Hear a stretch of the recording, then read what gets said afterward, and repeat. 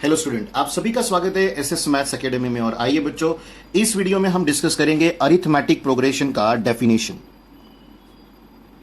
ध्यान रखिएगा, ये डेफिनेशन एक तौर से आइडेंटिफिकेशन नोट होती है अरिथमेटिक प्रोग्रेशन जो हमें सीक्वेंस दिया गया है वो है या नहीं। तो ध्यान दीजिएगा अच्छे से, यहां हम क्या लिखेंगे, a sequence in which the next term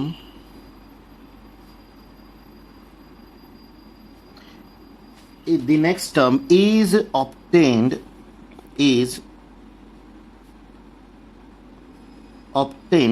by adding a particular number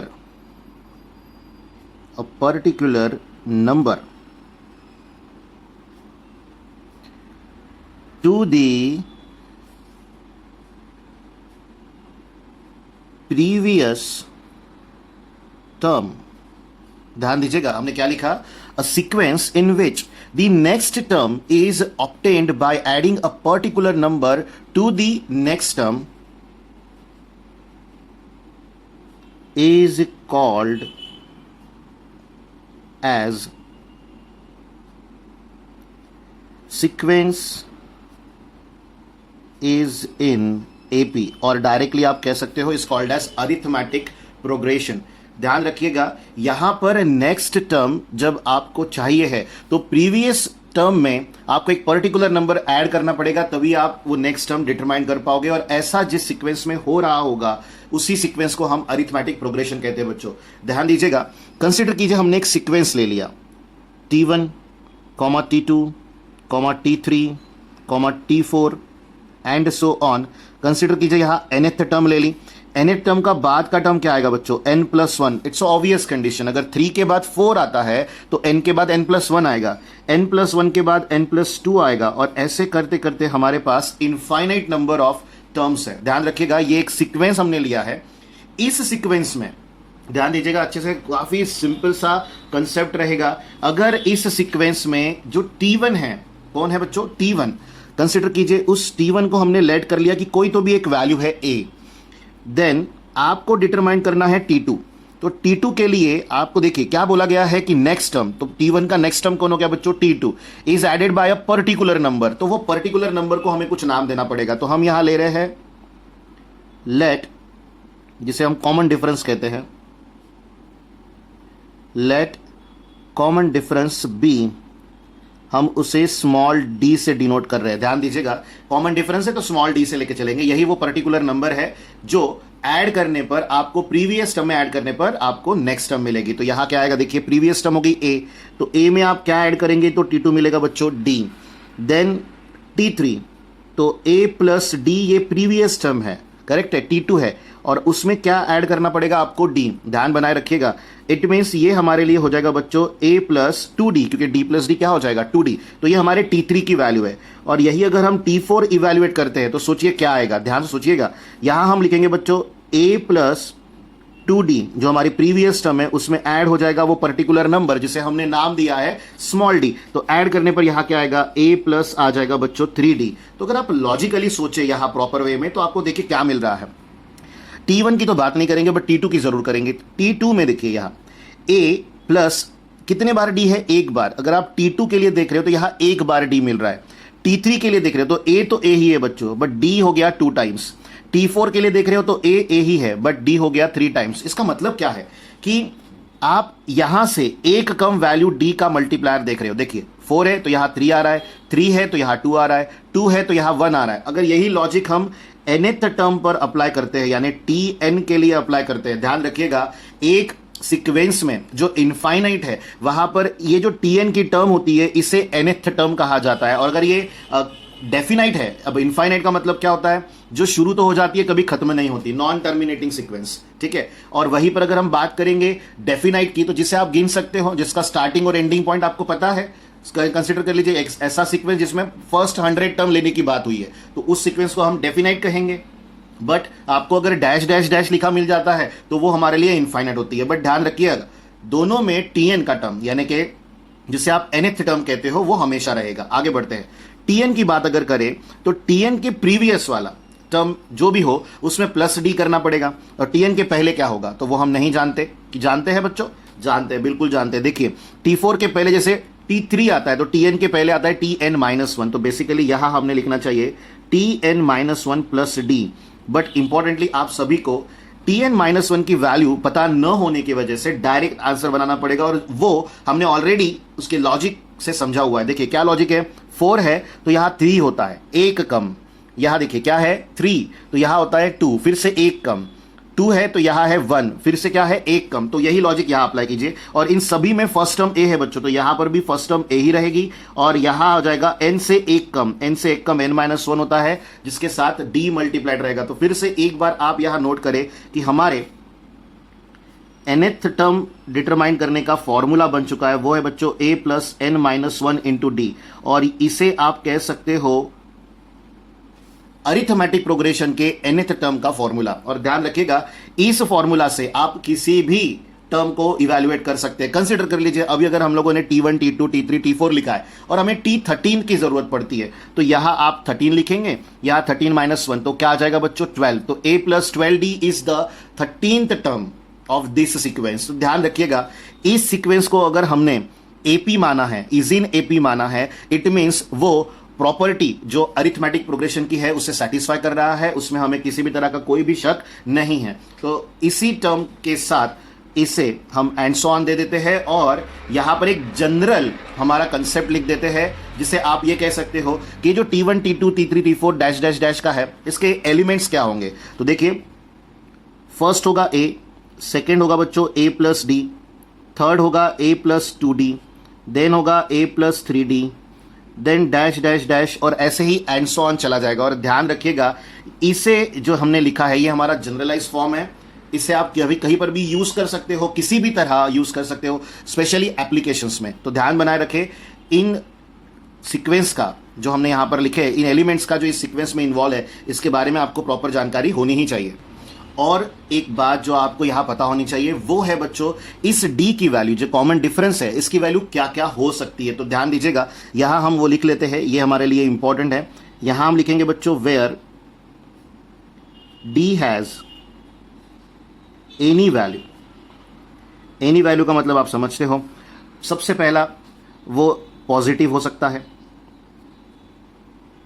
वो निगेटिव भी हो सकता है, और बच्चों वो 0 भी हो सकता है। तो ये बात हमेशा ध्यान रखें कि जो भी सीक्वेंस हमारे पास आ रहा है, अगर उसकी नेक्स्ट टर्म उसके प्रीवियस टर्म में कोई एक पर्टिकुलर नंबर ऐड करने के बाद आ रही है, तो उसे आप अरिथमेटिक प्रोग्रेशन कहेंगे। फिर वो जो डिफरेंस है वो पर्टिकुलर नंबर पॉजिटिव हो सकता है, निगेटिव हो सकता है, या तो 0 हो सकता है। तो चलिए बच्चों अब जो हम लोगों ने पढ़ा है उसके डिपेंडेंट न्यूमेरिकल की तरफ बढ़ते हैं और डिस्कस करते हैं कुछ इंपॉर्टेंट कंसेप्ट।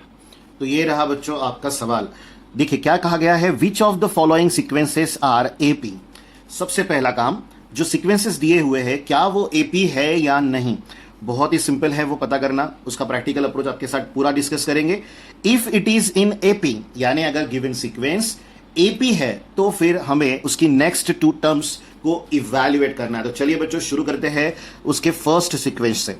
ये सीक्वेंस हमें गिवन दिया गया है 5, 12, 19, 26, और ध्यान रखिएगा हमें 4 ही टर्म यहां पर गिवन दी गई है। सबसे पहला काम आपने और हमने क्या करना चाहिए, इन्हें लेट करना चाहिए हमारे T1, T2, T3, T4 के साथ। तो यहां हम लिखेंगे बच्चों लेट T1, तो T1 हमारा 5 है बच्चों, देन T2 आ जाएगा, वो आएगा बच्चों 12, देन T3 आएगा, वो आएगा बच्चों 19, देन आ जाएगा T4 26, और यहां हमें एंड सो ऑन लिखना पड़ेगा।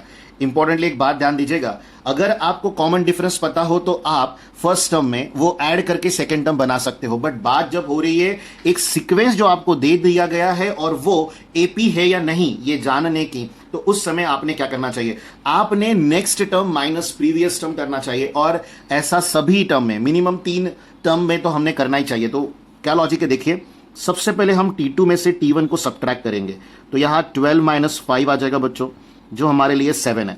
देन आएगा बच्चों T3 - T2, तो 19 - 12 आएगा, जो अगेन आ रहा है बच्चों 7। देन आएगा T4 माइनस T3, तो 26 माइनस 19, तो वो भी आ रहा है बच्चों 7। तो आप देखिए ये जो तीन हम लोगों ने इवैल्यूएशन किए, इनके एक्सपीरियंस के साथ हम ये कह सकते हैं कि यहां का जो कॉमन डिफरेंस चल रहा है, जो पर्टिकुलर नंबर चल रहा है, वो क्या है बच्चों 7 है। तो डेफिनेटली ये जो हमारा क्या है बच्चों सीक्वेंस है जो हमें गिवन दिया गया है वो डेफिनेटली एपी है। तो अब यहां पर हम लोग डिक्लेयर कर देते हैं, तो यहां लिखेंगे हियर फर्स्ट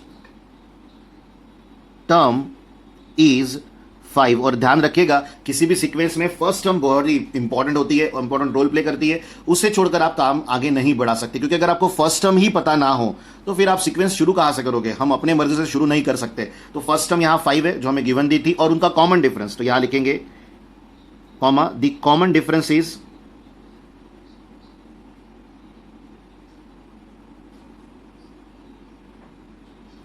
क्या था बच्चों 7। उसे आप स्मॉल डी से भी असाइन कर सकते हो। तो अब हम डेफिनेटली कह सकते हैं कि जो गिवन सीरीज है वो क्या है हमारे लिए एपी है बच्चों। तो देखिए बच्चों अब हम कहेंगे therefore this sequence is an AP, जिसका फुल फॉर्म होता है बच्चों अरिथमेटिक प्रोग्रेशन। और ध्यान दीजिएगा अब हमें नेक्स्ट 2 टर्म्स इवैल्यूएट करनी है। तो हमें T4 तक के टर्म गिवन थे बच्चों, तो उसके नेक्स्ट 2 टर्म क्या रहेंगे, एक रहेगा T6 और एक रहेगा बच्चों T5, यानी T5 और T6 को हमें इवैल्यूएट करना है, जिसका फॉर्मूला बहुत ही सिंपल होता है। T5 अगर आपको इवैल्यूएट करना है तो T4 प्लस D करना पड़ेगा, क्योंकि आप जब एक सीक्वेंस को एपी में है ऐसा कह देते हो तो उसके प्रीवियस टर्म में जब आप कॉमन डिफरेंस ऐड करोगे तो क्या मिल जाता है बच्चों नेक्स्ट टर्म, और T5 का प्रीवियस टर्म कौन है T4, और हमारे T4 की वैल्यू थी बच्चों 26 प्लस हम करेंगे 7, तो वो वैल्यू आ जाएगी बच्चों 33। अब इससे आगे T6 की बारी, T6 का प्रीवियस कौन है बच्चों T5, सेम D ऐड करोगे। अब हमारा T5 33 है, D है बच्चों 7, तो वैल्यू आ जाएगी 40। तो ये है बच्चों इस न्यूमेरिकल का फाइनल आंसर, जिसे आप लोगों ने सबसे पहले दिए गए सीक्वेंस से ये पता किया कि क्या वो एपी में है या नहीं, और जब वो एपी में निकला तब हम लोगों ने उसके नेक्स्ट 2 टर्म्स को इवैल्यूएट कर लिया। तो चलिए अब आगे बढ़ते हैं और नेक्स्ट कंसेप्ट को देखते हैं। तो देखिए बच्चों हमारा नेक्स्ट न्यूमेरिकल, हमारा नेक्स्ट कंसेप्ट है, फर्स्ट एलिमेंट है 2 सीक्वेंस का, सेकेंड है -2, देन है -6, देन है बच्चों -10 एंड सो ऑन। और एक बात हमेशा ध्यान रखिएगा, सीक्वेंस को देखकर नहीं जानना कभी कि वो एपी है या नहीं। जब तक आप एक्सपीरियंस नहीं कर लेते सभी तरह के सीरीज इन एपी को, तो उस समय तक आप बिल्कुल भी देखकर डिसाइड ना करें। जैसे अब इसे अगर हमें एपी में है या नहीं पता करना है तो सबसे पहले T1 ले, फिर ले बच्चों T2,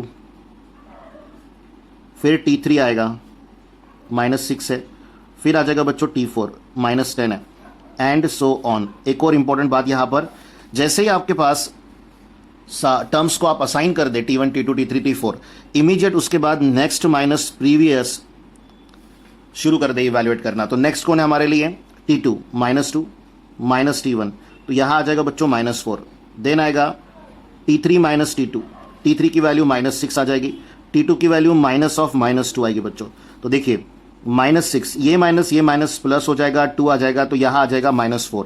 बात करेंगे T4 T3 की, अब T4 है हमारा -10, -6 आ जाएगा, -10 as it is minus plus 6 आ जाएगा, यहां आ जाएगा बच्चों -4 एंड सो ऑन। छोटा सा कंसेप्ट है बट इंपॉर्टेंट है। आप देखिए हर जगह पर आपको जो कॉमन डिफरेंस दिखाई दे रहा है वो कैसा दिखाई दे रहा है, सेम, कोई भी वेरिएशन नहीं आए बच्चों, -4 कॉन्स्टेंटली चल रहा है। अगर पहले 3 टर्म में चल रहा होगा इसका मतलब आने वाले सभी टर्म्स में भी चलेगा। तो अब आप यहां पर फिर से इस गिवन सीक्वेंस को एपी डिक्लेयर कर सकते हो, आपको उसे लिखने का तरीका भी आना चाहिए। तो क्या आएगा बच्चों, here the first term is, क्या आएगा बच्चों 2, एंड द कॉमन डिफरेंस क्या है बच्चों, कॉमन डिफरेंस हमारा देखिए यहां पर आपको वैल्यू दिख रही है, कॉमन डिफरेंस इज -4। इसे आप दैट इज करके क्या लिखोगे, डी का वैल्यू -4। तो हमें कॉमन डिफरेंस मिल चुका है, हमें फर्स्ट टर्म मिल चुकी है। इससे आगे सिंपली आप लिखेंगे देयरफॉर दिस सीक्वेंस इज क्या आ जाएगा बच्चों, ये सीक्वेंस क्या आ रहा है, तो इज एंड वो है बच्चों अरिथमेटिक प्रोग्रेशन, बहुत ही बेसिक तरीके से। और नेक्स्ट टू टर्म निकालने की अगर बात हो रही है तो सॉरी, T4 के बाद का नेक्स्ट टर्म T5 होगा, पहले T5 निकलेगा और फिर निकलेगा बच्चों T6। T5 अगर इवेल्युएट करना है तो हमें T4 के साथ प्लस करना पड़ेगा D। ध्यान रखिएगा D की वैल्यू भले ही निगेटिव हो सकती है, बट यहां जब आप फॉर्मूला लिखते हो तो प्रीवियस टर्म प्लस वो पर्टिकुलर नंबर जिसे हम कॉमन डिफरेंस कहते हैं। तो T4 की वैल्यू क्या है बच्चों, -10, D की वैल्यू -4, इट मीन्स ये वैल्यू -14 आ गई। T6 अगर इवेल्युएट करना है तो T5 प्लस D करना पड़ेगा बच्चों, T5 -14 है, D -4 है, तो यहां आ जाएगा बच्चों -18। तो ये है हमारे नेक्स्ट 2 एलिमेंट्स जिसे हमें इवैल्यूएट करने के लिए कहा गया था, तब जब दिया गया सीक्वेंस क्या हो बच्चों, एपी। तो अब आप इस तरह किसी भी सीक्वेंस का पता कर सकते हो वो एपी में है या नहीं, और टर्म्स भी पता कर सकते हो चाहे जितने बोले गए हो उतने। बट ध्यान से आप सभी फॉर्मूलाज और कंसेप्ट को पढ़े और उसी के बाद किसी न्यूमेरिकल को अटेम्प्ट करें। अगर आपको हमारा वीडियो पसंद आया बच्चों तो वीडियो को लाइक करना ना भूले, शेयर करना ना भूले और चैनल को सब्सक्राइब जरूर करें, इससे आपको सभी वीडियोस का अपडेट मिलता रहेगा। Thank you students.